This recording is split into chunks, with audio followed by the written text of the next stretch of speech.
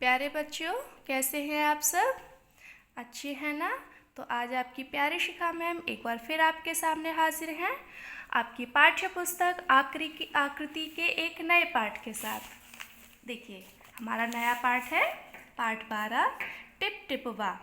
तो चलिए शुरू करते हैं अपना नया पाठ।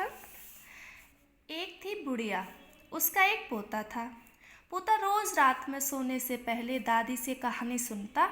दादी रोज उसे तरह तरह की कहानियाँ सुनाती। एक दिन मूसलाधार बारिश हुई। ऐसी बारिश पहले कभी नहीं हुई थी। सारा गांव बारिश से परेशान था। बुढ़िया की झोंपड़ी में पानी जगह जगह से टपक रहा था। Tip tip tip tip. इस बात से बेखबर पोता दादी की गोद में लेटा कहानी सुनने के लिए मचल रहा था। बुढ़िया खींचकर बोली, अरे बचवा, का कहानी सुनाए? ये टिपटिपवा ने से जान बचे तब ना। पोता उठकर बैठ गया। उसने पूछा, दादी, ये टिपटिपवा कौन है? टिपटिपवा क्या शेर बाघ से भी बड़ा होता है? दादी छत से टपकते हुए पानी की तरफ देखकर बोली, हाँ बचवा, न शेरवा के डर न बघवा के डर, डर त डर टिपवा के डर। संयोग से मुसीबत का मारा एक बाघ बारिश से बचने के लिए झोंपड़ी के पीछे बैठा था। बेचारा बाघ बारिश से घबराया हुआ था। बुढ़िया की बात सुनते ही वह और डर गया। अब यह टिप टिपवा कौन सी बला है? जरूर यह कोई बड़ा जानवर है, तभी तो बुढ़िया शेर बाघ से ज़्यादा टिप टिपवा से डरती है। इससे पहले कि बाहर आकर वह मुझ पर हमला करे, मुझे ही यहाँ से भाग जाना चाहिए। बाघ ने ऐसा सोचा और झटपट वहाँ से दुम दबाकर भाग चला। उसी गांव में एक धोबी रहता था।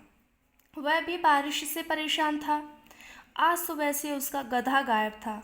सारा दिन वह बारिश में भीगता रहा और जगह जगह गधे को ढूंढता रहा, लेकिन वह कहीं नहीं मिला।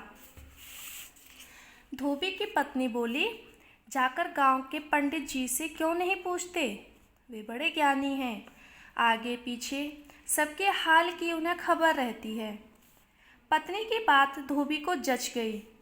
अपना मोटा लठ उठाकर वह पंडित जी के घर की तरफ चल पड़ा। उसने देखा कि पंडित जी घर में जमा बारिश का पानी उलीच उलीच कर फेंक रहे थे।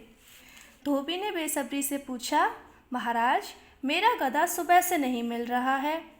ज़रा पोथी बाँच कर बताइए तो वह कहाँ है? सुबह से पानी उलीचते उलीचते पंडित जी थक गए थे। धोबी की बात सुनी तो झुंझला पड़े और बोले, मेरी पोथी में तेरे गधे का पता ठिकाना लिखा है क्या, जो आ गया पूछने? अरे जाकर ढूंढ ले किसी गड़ई पोखर में। और पंडित जी लगे फिर पानी उलीचने। धोबी वहाँ से चल दिया। चलते चलते वह एक तालाब के पास पहुँचा। तालाब के किनारे ऊंची ऊंची घास उग रही थी। धोबी घास में गधे को ढूंढने लगा। किस्मत का मारा बेचारा बाघ टिप टिपवा के डर से वहीं घास में छिपा बैठा था। धोबी को लगा कि बाघ ही उसका गधा है। उसने आव देखा न ताव और लगा बाघ पर मोटा लठ बरसाने। बेचारा बाघ इस अचानक हमले से एकदम घबरा गया। बाघ ने मन ही मन सोचा, लगता है यही टिप टिपवा है, आखिर इसने मुझे ढूंढ ही लिया।